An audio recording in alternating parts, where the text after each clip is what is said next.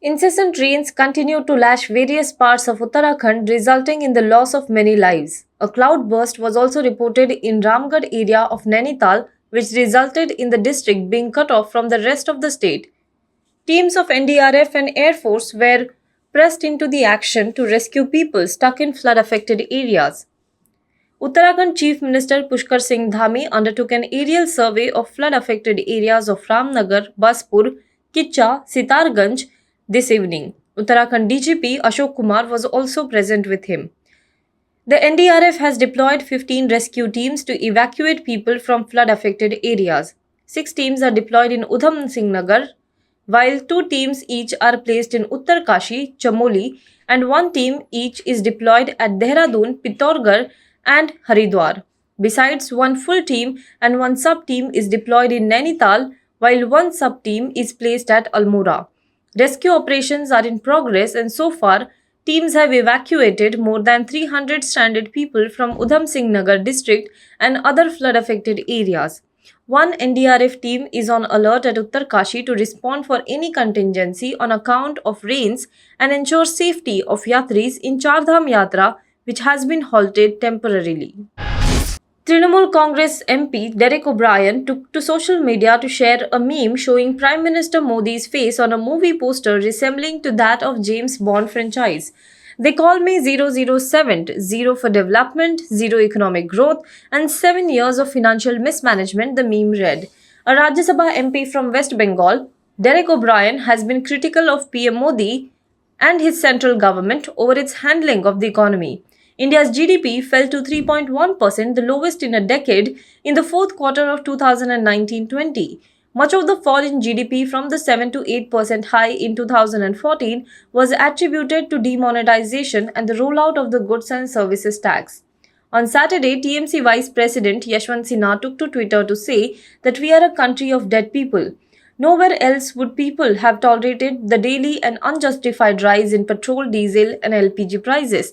If the government collected 75,000 rupees crore in taxes in 2014, it is today collecting 3.50 lakh crore.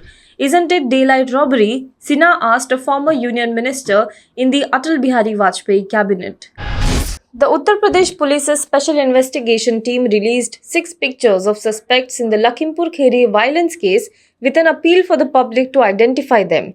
A reward will be given to anyone who provides information about the suspects. The SIT has also released its contact details so that people can reach out with information. The SIT has assured that personal details of informers will not be revealed. The Yogi Adityanath government in Uttar Pradesh had set up the SIT to probe Lakhimpur Kheri violence case, which claimed the lives of 8 people including 4 farmers. After arresting Union Minister of State for Home Ajay Mishra's son, Ashish Mishra, the SIT served notices to 37 farmers based on the second FIR about the alleged lynching of 3 BJP workers. The farmers alleged that Ashish Mishra was present in one of the vehicles during the incident, a charge which has been denied by him.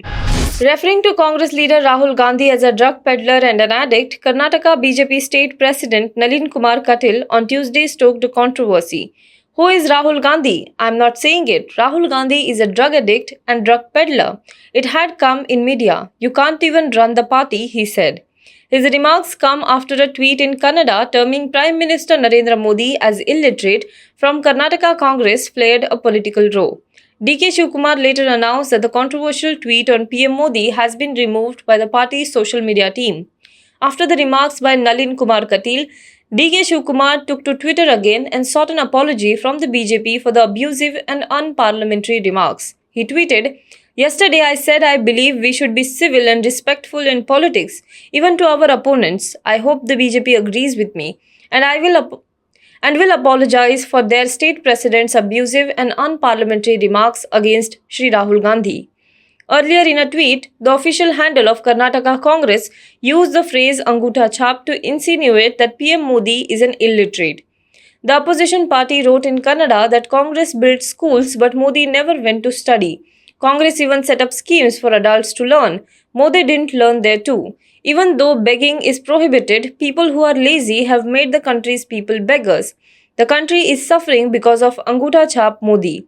In response, BJP Karnataka spokesperson Malvika Avinash said that only the Congress could stoop so low. She added that the comment did not even merit a response.